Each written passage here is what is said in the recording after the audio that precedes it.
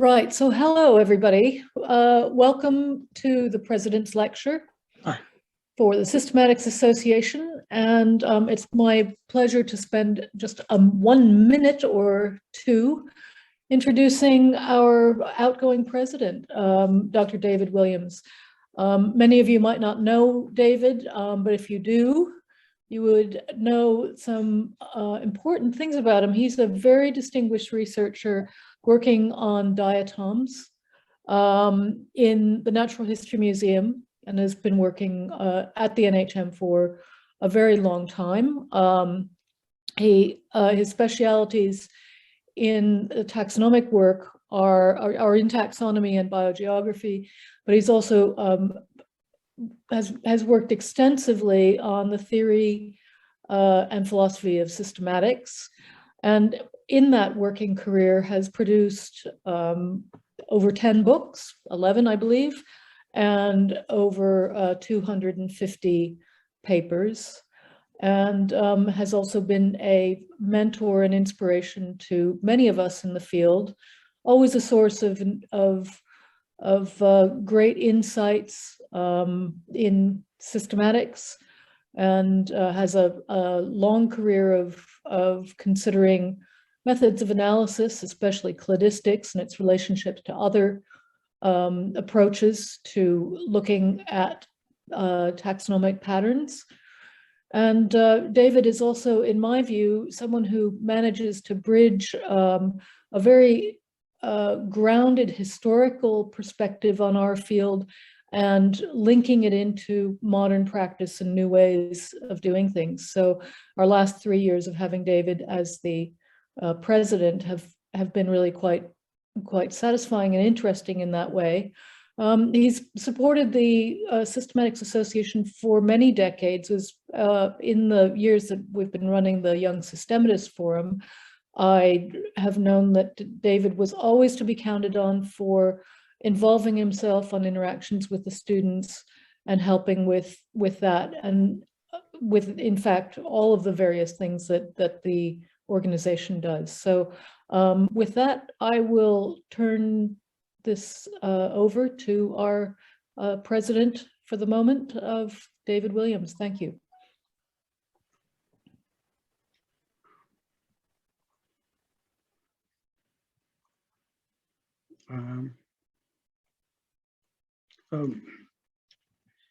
Thank you, Eleanor. That was exceedingly generous of you. You might possibly change your mind after this is over. But let's see. Why is taxonomy so dull? Let me answer that question in a roundabout sort of way. I'm going to go through some things which interest me, and I hope about that question, and I hope they interconnect, and I hope they're not seen as too awkward, if you like. I wanted to start with Theodosius Dobzhansky, the geneticist. I wanted to start with an essay he wrote for the American zoologist in 1964. This was to finish off his own presidency of the American Society of Zoologists. I wanted to reflect a bit on Dobzhansky's essay, but first, and this took me by surprise, that his introduction actually helped me out a little bit more than I thought it would. That introduction is captured there in this black box, and he wrote as his introduction, "It is customary for presidents of scientific societies to address those who saw fit to elect them. The wise course is to choose a safe and non-controversial topic for a postprandial address. A mildly humorous topic is preferable to enable the speaker to display his wit if he has any.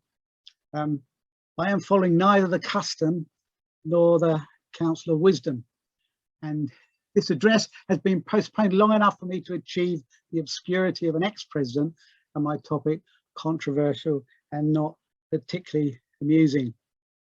I'm coming back to this remarkable essay of Dobzhansky's, 1964 this was published. I will come back to that, but I'm also going to take some advice from him and do exactly the same, do something that is relatively controversial and not particularly amusing. And just so I get a few things up front here, I'm going to talk about taxonomy and systematics. And I'm going to use those words interchangeably as if they mean the same thing. They do to me. I'm going to tell you why later. So apologies to all those many people who've tried to convince me otherwise, and there have been quite a lot of them, but I will be treating systematics and taxonomy as if they are the same thing, which of course they are. First, I should tell you what I do. Here's a snapshot. I'm a diatom taxonomist most of the time, all of the time. I study these single cell photosynthetic organisms that are encased in silica. What you see here are some of the titles of papers published in the last year or so, and some pictures of some light micrographs of these extraordinary organisms. What are these contributions? They're revisions, they're new species, they're names, they're that sort of thing. They're the taxonomy bread and butter.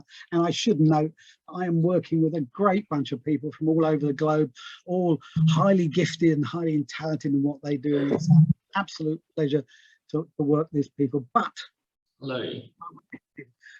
I'm not going to talk about that. I'd like to.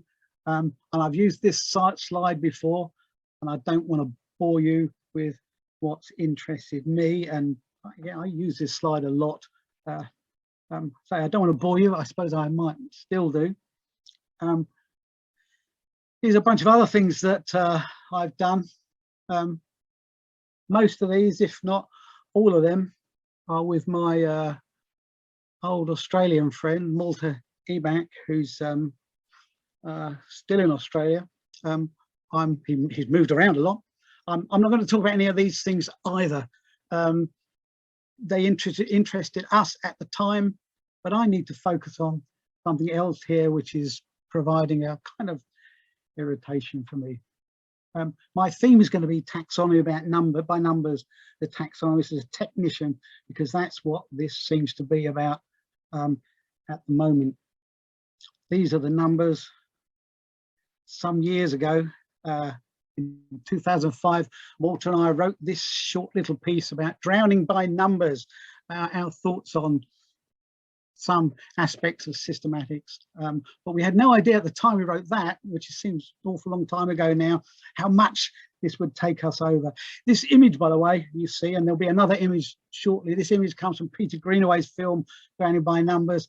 And just to add a little bit in there, Greenaway's made the best film I know about Darwin. Search it out, it's on the internet somewhere. Here's the kind of thing I'm talking about. This is a page from a recent systematic biology article. I look at that and I think, I can't imagine anyone's going to rush out and want to be a biologist, never mind a taxonomist, looking at that. This is the kind of thing that seems to be happening to us at the moment. I want to focus on one item. It's one item of many. There are many like it, and it will probably seem to be a bit mean to me, but mean to you, but it's not really.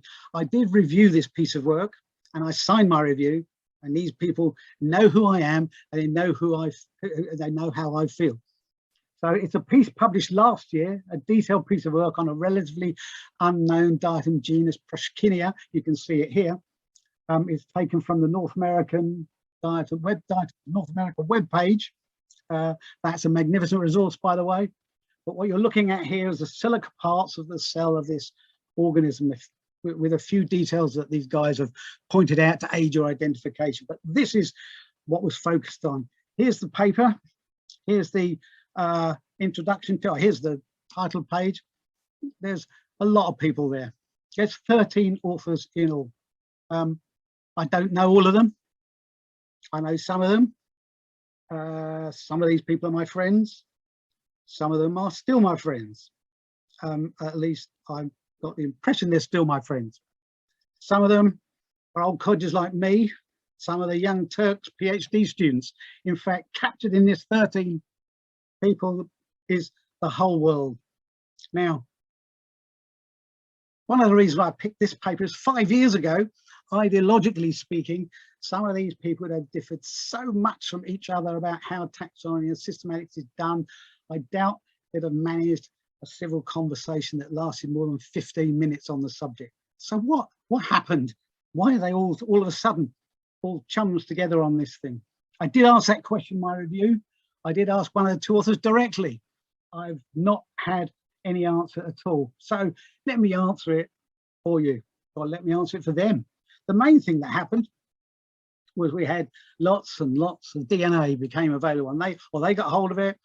I appreciate this is hard work. I'm aware of that. I know it's difficult to get. It's no mean feat, but that's what they did. Lots and lots and lots of DNA. So we have all these data. You have to do something with them. We now have more programs to analyze DNA sequence data than you can shake a stick at. And even more methods are being published. And there's lots and lots to read. Here's a selection of books. Goodness knows how anyone gets through this. What are you supposed to do then? Well, nobody really knows anymore. You just grab a program, it'll be fine.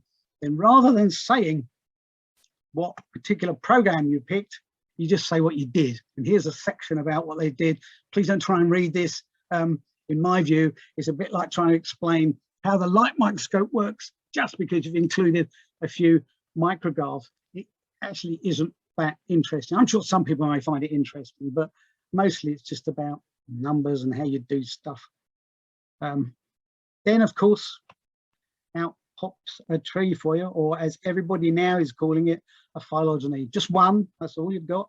One is selected, or whatever they did. Here it is. And in this case, which is slightly different, you can actually read this one. Now, one thing I would have thought, from all the ideologies to one side, all the differences of opinions over the last few decades, one thing I thought we might have all agreed on is that monophyly is something that counts. And unless I've really got things wrong here, monophyly required evidence. Evidence. But we've dispensed with that. We don't need that anymore. What we need is a few numbers. And here, all the species in Proskynia, I don't know whether this pointer works, but you see that black arrow, all the species in Proskynia have all been grouped together, and there's a little figure here instead of any evidence, little number 98. That's not evidence, that's just a number. So I suppose, well, it's a big number, it's nearly 100, I suppose that's good, isn't it? That seems to be the result of this. So let me recap here. There's no need to explain your method anymore, any other thing will do. There's no need for any evidence, just get a number, a big number, one as near as 100 as you possibly can. Taxonomy by numbers. Now I want you to hold that thought as I veer off into another direction. I hope this will all make sense eventually. Let me go back to Dobzhansky. There's this giant in biology.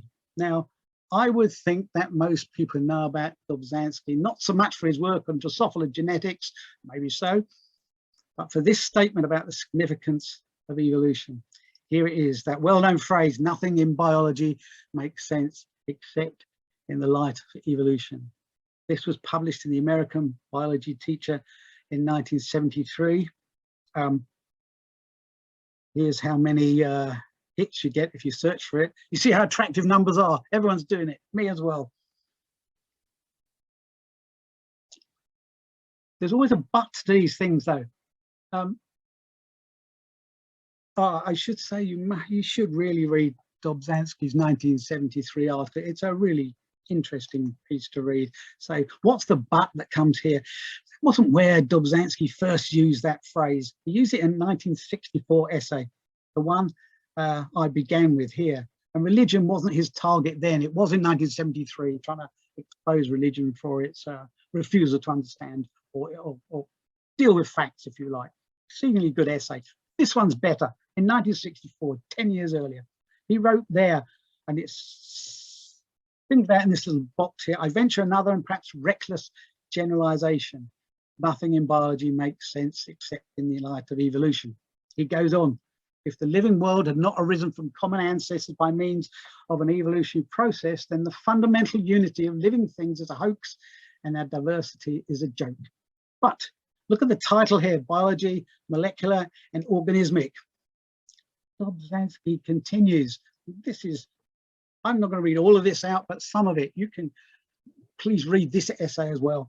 He writes, nothing succeeds like success. In molecular biology, one spectacular discovery is followed close on the heels of another. Molecular biology has become a glamour field. It has attracted many able young students as well as older investigators. See, that accounts for my 13 people. Glamour and brilliance generate enthusiasm, optimism. They also dazzle and blindfold. Dazzle and blindfold, indeed they do. Dobzhansky at this time, as he has his title, Biology and Molecular and Organismic, was arguing the case for organismic biology, the study of the organisms themselves. This was in 1964. Let's not get blinded by molecular biology, he was saying. Someone else did that 30 years later. The same thing, the same approach, the same concerns. What's interesting about this is I've tried to work out 30 years from now, 1994 to 2021. 1994, Edward Wilson's book was published. 2021, well, that's nearly 30 years, and I have it on good authority that Quentin Wheeler has a book on taxonomy due out. So is this another tradition that taxonomists have? We have a 30-year reminder. And ask the question, why do we have to keep doing this? Anyway, I've put here a note to myself that if you can read this 1964 Dobzhansky's essay, please do. It's free on JSTOR. It's roughly a 2-pint read. It's a lot more interesting than the 1973 version. But let me say something here. I actually disagree with some of Dobzhansky's points. I actually disagree with some of Edward Wilson's points. It's not really molecular biology that's dazzling taxonomists today. It's these numbers, taxonomy by numbers, taxonomy by technique. The previous study, the one I spoke about, the Proshkinia, reminded me of this. This comes from Sneath and Sokal's early book on numerical taxonomy. Perhaps it was the first book written on numerical taxonomy. Here's a scheme of what you do. I hope you can see these little red arrows here. So, and I'm kind of slightly taking the mick, but you have a table there and you collect some rats and then you measure them and then you code them and then you calculate affinity. Here it says affinity is similarity, and then you stick that into, oh, I don't know what you do, you stick it into something else, and then you have a computer, and then and there you are, there's the man at the bottom here who's looking at those and he's just saying, yeah, they're rats, I know they're rats. So I never understood the purpose of what this diagram was trying to convey, that you start with something and you just end up by confirming what you've got, which is what happened in the Proshkinia paper. There they are, the numbers. There's again the people from Drowning by Numbers.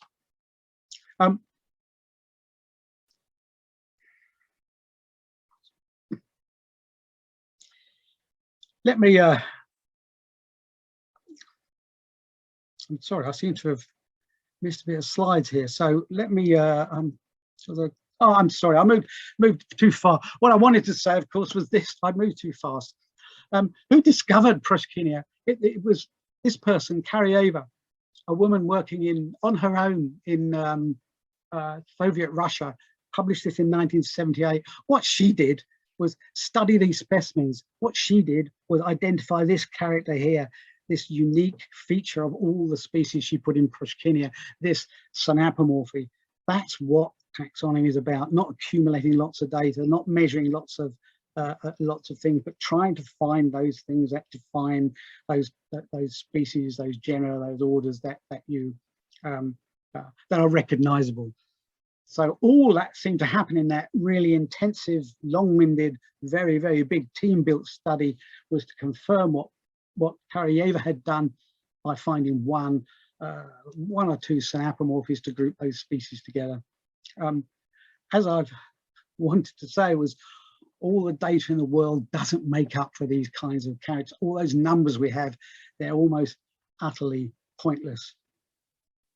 These are the numbers, the Drowning by Numbers people. So we seem to have discovered an obsession with numbers and masses of data rather than worrying about something to do with quality, if you like. Here's another thing that appeared recently, I don't know, a few months ago. Another big team effort. How many authors are here? Well, I kind of didn't really count them. Well, I sort of did. I can't believe there's 93 people there. I don't know whether I've got that right. Perhaps not. I was, for weird reasons, I was hoping it would be 96, but it wasn't. It was somewhere around, it's really 90 people. Anyway, it doesn't matter. There's a lot of people who contributed some way or another to this particular piece. Now, I understand that this is a very, very sensitive matter, but I want to focus on a couple of their statements. I want to start with this one. The total number, they write here, the total number of species on our planet is unknown, and its various estimates using different methods are widely divergent, but consensus exists. We are far from having inventoried half, and most likely 1/10 of the species present on Earth today. So let's review those statements a little bit. Let me turn them around somewhat. On this planet of ours, there's, these guys assume, nearly 100 of them, that there's n number of species there. All we need to do, or all our taxonomists need to go and find them and then name them. And the taxonomist's job is to find them and name them for others. We've only found half of them, but maybe we haven't found half of them. We only found about 1/10 of them. Well, actually, we don't really know how many there are, but never mind that. 1/10 is a pretty good guess. Now, I've asked myself this question. Where did all this nonsense start? This obsession with counting, this view that a taxonomist is merely a technician who has a task to do. Name everything for everybody and then get told we're not actually doing that very well because, goodness me, you've only done 1/10. It's a bit like painting the Forth Bridge. It's never ending, but you need doing it. Really, where did all this nonsense start? I suspect somewhere around here. I don't need to dwell on Robert May except to ask that question. I think he was an ecologist. I'm not really sure. Another confession of mine. Yeah, everyone's at it. I've done it. Here's me with a bunch of other people taking on the same subject. I suppose I should say that in this instance, this is a really nice presentation. So we have this thing about how many species, counting species. Let me take another, again, I'll try and weave all this together at some time. They might seem separate things at the moment. Let me add another thing in here.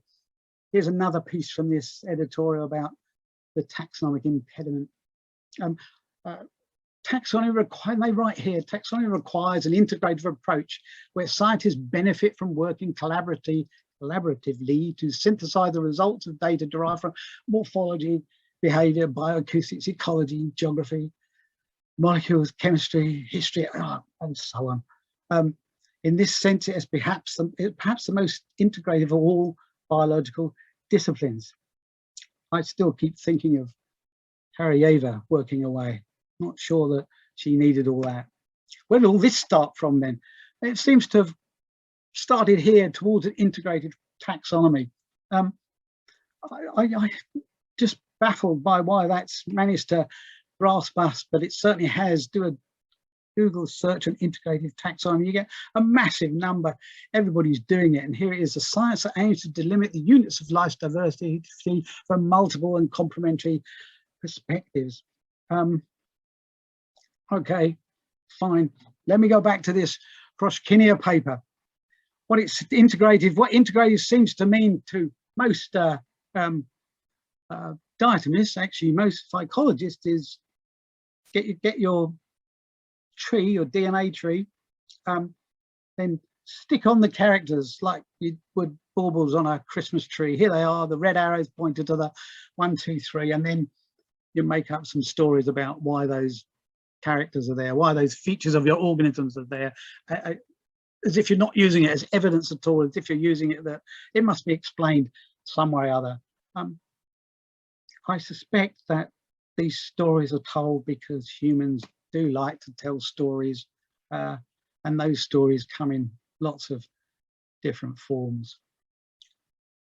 The other version, of course, is something that's been called total evidence, and it's the same approach really. Instead of telling stories about characters plonked onto a tree, just shove it all into that program that you had in the first place and see what pops out. This is total evidence, by the way. So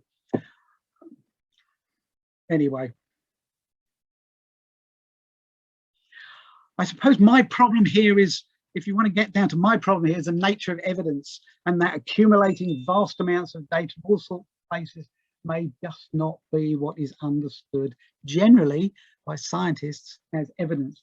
Data may be, but it isn't evidence, or it's not necessarily evidence, and slinging it all into one thing really achieves nothing. But the other question you have to ask is, evidence for what? And I'll return to that as well. So I want to consider this task that taxonomists are faced with just a little longer. Those species out there we're after, or someone is after, or someone wants us to find, we should have a list of these things. We should know what they are. Never mind the ones we don't. Why don't we give people a list? Because after all, here, as taxonomic anarchy hampers conservation. Notice that taxonomic anarchy hampers another discipline. We are doing something to help somebody else out.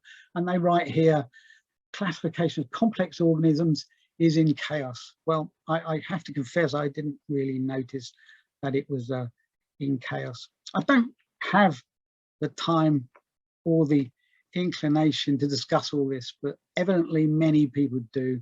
Here's 5 papers that have appeared one after another on how we should get a list. I suspect somebody somewhere will read through these things, but it's just an attempt to try and get a list of species, as if that's a worthy task, as if that's achievable. Let me try and review all these things that we're being told, as taxonomists are being told. What we need is a task. Well, we've got that. Find all those species, then make this list. What else do we need? Or what else have we got? Well, we've got lots and lots of techniques. Great, we have loads of techniques. We have lots of data too. Well, relatively easy to get, or maybe not, but we should do that. And we make these lists for other people to do this really important stuff. And also the taxonomic impediment article is, we need lots and lots of people, but we don't have that so much. You can't have everything. But the argument there is we should employ lots of people to make lots of these lists.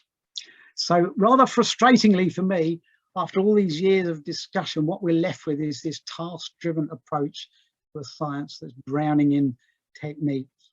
Now, I have to ask again, I showed the numbers up there, I'll ask again, is that going to make you rush out and become a taxonomist? Well, I doubt it very much. Maybe, but I doubt it. I did want to note that I really wouldn't have spent my working life addressing the task of making a list of diatoms, of finding everything for everywhere. It just doesn't seem a very useful way to spend one's time. What's the flaw in all of this? I see 2 things as the flaw, and I'm going to two flaws in this whole approach to taxonomy, if you like. First thing, this should come across really clearly, but maybe it doesn't, is this obsession with species. It's as if species and their discovery are the sole reason for the existence of taxonomy. It's probably why so much is written about them, and probably why so much will be. Everyone wants to know what species are. What's occupied us with that obsession? The second flaw, I think, is that taxonomists actually hide things by using a different vocabulary to make themselves respectable. Let me show you how that works. Here's there are hundreds and hundreds of papers on phylogenies. They just pour out of labs and pour into journals. Here's just a few. Well, there's more than a few. There's many of these things. And the standard view, the standard interpretation, the standard understanding is that you need to have a phylogeny before you can have a classification.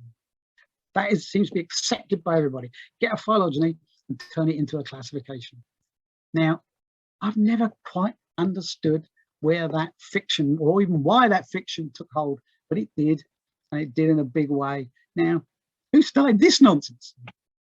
Well, here's a piece from Joe Felsenstein. Maybe he did. He wrote 2001, the focus of systematics has shifted massively away from classification. It is the phylogeny that is central, and it is nearly irrelevant how they are then used in taxonomy. I've had many pleasant conversations with Joe Felsenstein. He's an extremely nice person. We differ on many things, but he's very engaging. If anybody else has spoken, he's very engaging. He's relatively interested in what you think. He's obviously more interested in what he thinks, but that's natural. But he has one flaw. He's a population geneticist and is never, ever, ever going to understand taxonomy. I mentioned what's the flaw here. The flaw is those diagrams are not actually phylogenies. I suppose we could all agree on that. I would expect us all to agree on that, because phylogenies must be more complex than that. We've all said they're more complex than that. It's back to front. All those diagrams represent really a classification, schemes of relationships, if you like. They are taxonomies, and you need the classification first before you get a phylogeny. And these schemes we've got up there, they require evidence, not numbers. So everything's back to front here. So this statement of Felsenstein's is absolutely arse about face. It's almost the reverse of what he says. Let me show you how this works as well. Here's a diagram, a tree or a cladogram of some diatom groups I've been interested in most of my career. This was published in 2018. It didn't involve me. It has some terminals, genera in this case, and some numbered nodes. Of the terminals, the red arrows point to names that I've been responsible for, I've put into circulation. And the green arrows are old names that have come back from the dead, if you like, but they've been there in the past. That in itself is interesting enough. What I want to do is to simplify your following this story. I don't want you to concentrate on all the nodes of this tree, just on that node 3 at the bottom there in the red box. Here's another tree published in 2016, tree, cladogram, phylogram, I don't know. Still node 3 is there. The difference between the first one in 2018 and the second one in 2016 is that they use different sequences, they use different techniques. Everything was different about it, but node 3 shows up. Here's an even earlier one in 2008. Again, different terminals almost, different sequences, different techniques. Node 3 shows up once again. How far do you have to go back for this? Here's two others, one in 1897.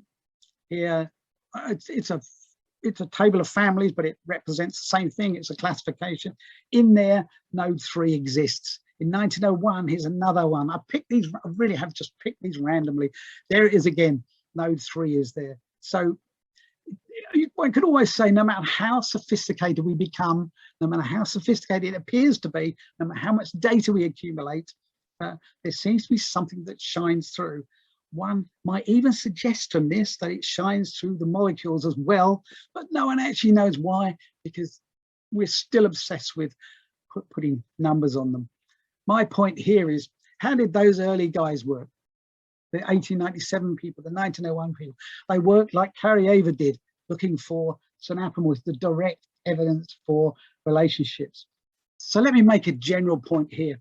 We get the classification first, then if we choose, we can convert that into a phylogeny. I say if we choose, because a phylogeny is, we must all agree on that, something more complex than the classification. Now, when you look at those trees, some of the nodes can be orders or genera, orders, families, doesn't really matter. What does matter is that in the greater scheme of things, the species are relatively trivial.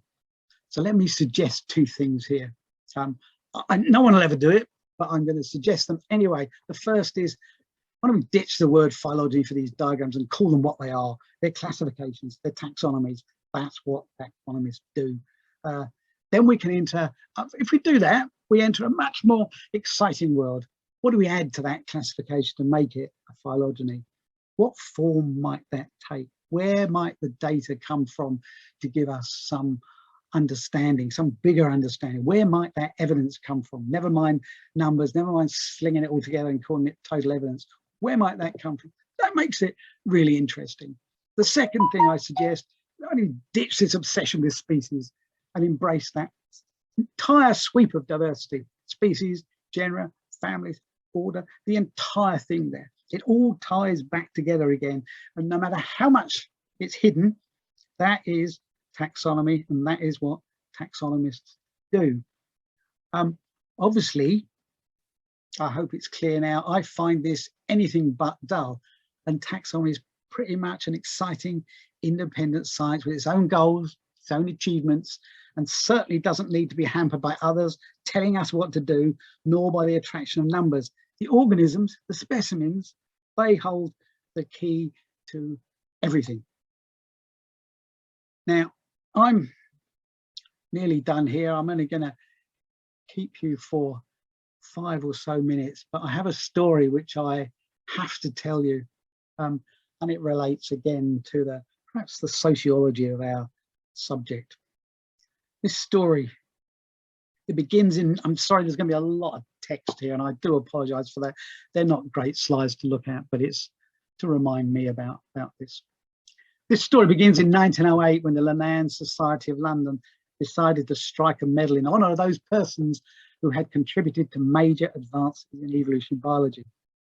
It was struck to mark the anniversary of the 1st of July 1858 when Darwin and Wallace's papers were read on the theory of natural selection. I should add a little note in here that I was somewhat taken aback to remember that 24th of November, today, was the day way back in 1859 that Darwin's Origin was published. So yay, little anniversary. The medal was going to be named the Darwin-Wallace medal. Darwin had been dead a few years, but Wallace still had another 5 years in him. Wallace naturally was awarded a gold medal. 6 silver medals, 1 each, went to Joseph Hooker, Ernst Haeckel, Eduard Strasburger, August Weismann, Francis Galton, and Ray Lancaster. And you'll note there's a few dodgy characters in there. Wallace gave the acceptance speech, and he began by granting appropriate credit to his own and to Darwin's achievements. He began, the one fact that connects me with Darwin, and which I am happy to say has never been doubted, is that the idea of what is now termed natural selection, or survival of the fittest, together with its far-reaching consequences, occurred to us independently and was first jointly announced before this society 50 years ago. Wallace then spoke of the independence of discovery, his and Darwin's. Of his own discovery, Wallace wrote, "The idea came to me as it had come to Darwin, in a sudden flash of insight. It was thought out in a few hours, was written down with such a sketch of its various applications and developments as occurred to me at the moment, then copied on thin letter paper and sent off to Darwin, all within 1 week. I was then, as often since, the young man in a hurry, he, the painstaking and patient student, seeking ever the full demonstration of the truth that he had discovered, rather than to achieve immediate personal fame." Again, sorry about all these words, but I think they're important enough. He continued his acceptance speech here by posing a question. Why did so many of the greatest intellects fail while Darwin and myself hit upon the solution of this problem? Solution which this celebration, the 1908 celebration he's talking about, proves to have been and still to be a satisfying one to a large number of those best able to form a judgment on its merits. As I have found what seems to me a good and precise answer to this question, and one which is of some psychological interest, I will, with your permission, briefly state what it is. These guys rarely stated anything briefly. Sorry, this is the last of a massive piece of text, but it is important here. First, and most important, this is Wallace, first and most important, as I believe, in early life, both Darwin and myself became ardent beetle hunters. Again, both Darwin and myself had what he terms the mere passion of collecting, not that of studying the minutiae of structure, either internal or external. I should describe it rather as an intense interest in the mere variety of living things, the variety that catches the eye of the observer, even among those which are very much alike, but which are soon found to differ in several distinct characters. Now, it is this superficial, almost childlike interest in the outward forms of living things, which, though often despised as unscientific, happen to be the only one which would lead us towards the solution of the problem of species. Wallace there is speaking of taxonomy, the ordering of nature, if you will. A subject, though often despised as unscientific, happened to be the only one which would lead us toward a solution for the problem of species. This is 1908, for goodness sake. How do you shake bad press? It's difficult. But this story isn't over here. It continues. The Linnean Society continued to award the Darwin-Wallace Medal. After 1908, it was decided those medals would be awarded every 50 years. So in 1958, 20 silver medals were awarded. And in 2008, 13 silver medals were awarded to an assortment of scientists. A couple of them awarded posthumously. Here they are. Sorry, this is a terrible photograph. It's taken from the Linnean. It's the best I could do. One recipient of the 2008 was a man called Mohammed Noor, an evolutionary geneticist who was going to play the part of Wallace and gave a response on behalf of all the medalists. I'm sorry, I said that was the last of a long stretch of text. This one's just as long, but he said in summary, I would argue that three major innovations stand out as having played a major role in driving progress in understanding evolution these past 50 years. First, we've seen the rise of the field of phylogenetic systematics. We know now that physical or DNA sequence similarity does not necessarily demonstrate close relationship, and we apply quantitative formula to sort relationships using shared derived characters in particular. This field also heralded the application of model-based statistical methods for inferring species relationships, including both Bayesian and maximum likelihood approaches. Overall, interesting statement, overall, phylogenetic systematics are thriving and providing an irreplaceable framework that essentially didn't exist for understanding how and when evolutionary processes operated in the past. Let me dissect Noor's comments a bit. I think they're slightly confused, but he's an evolutionary geneticist and maybe took advice from somebody. But this may fairly sum up progress from 1958, that block of 50 years. First, we've seen the rise of phylogenetic systematics. Second, we know that physical DNA similarity do not necessarily demonstrate close relationships, and we have model-based methods. Let me simplify that even more. Similarity does not necessarily demonstrate close relationships. One discovers relationships using shared derived characters.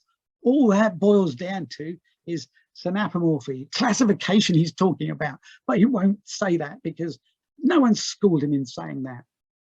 But that's what he means. That's what he's talking about. The maximum likelihood Bayesian thing is just a method. It's of no consequence really. But the interesting part, the sociologically interesting part, is these discoveries. And here they are again in his language, but these discoveries weren't made by any of the 2008 recipients. None of them made those discoveries about synapomorphy, about phylogenetic systematics, about that.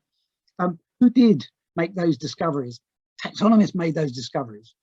Credit should have gone here to Willy Hennig, the taxonomist of flies, Lars Brundin, a taxonomist of biting midges. These two guys at the top here, they spearheaded this stuff, not mentioned in the 28, not part of the 28 medal award winners. Here's two other people. I've added these in, Charles Michener and Robert Sokol. Both of these men resisted the notion that shared derived characters, synapomorphies, were the key to taxonomy, were the key to systematics, to taxonomy. But their resistance made possible for the contributors to hone their arguments. But even these people, Michener and Sokol, didn't get a look in. And here's more of these contributors, a second wave. I haven't put names on these because of course you all recognize these people, obviously.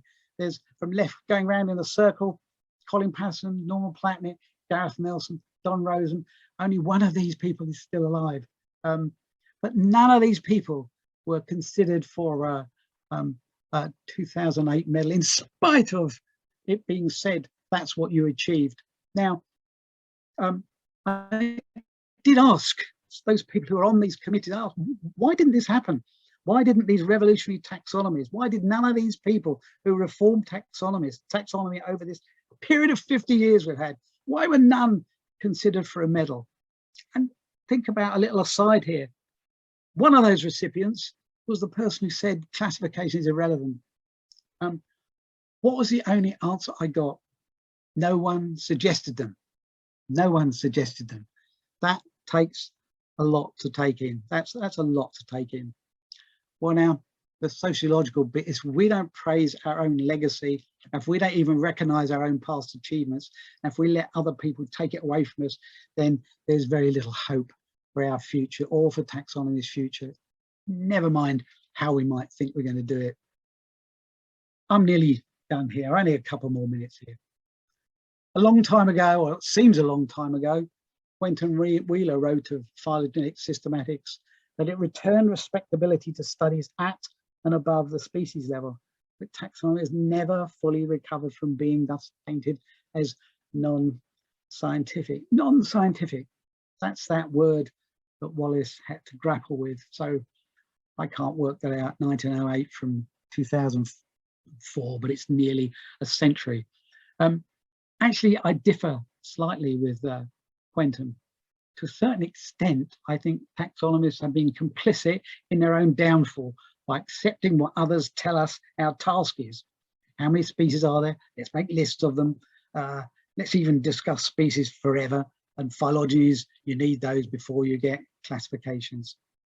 So let me finish here by saying, I repeat the two things I think we need to do. One is ditch the word phylogeny, because these diagrams are classifications. They're not phylogenies. And ditch this obsession with species and embrace that entire sweep of diversity, genera, families, orders, and so on. Frankly, my view here is that taxonomy is frequently and constantly stolen from us, and all those guilty parties, they know who they are. I think it's about time taxonomists asserted themselves, even though we have to do it once again. And I finish with this statement here, that nothing in biology makes sense except in the light of systematics and taxonomy, and share the puzzle about why Dobzhansky didn't write that instead of what he did write. Thank you. I'm done here.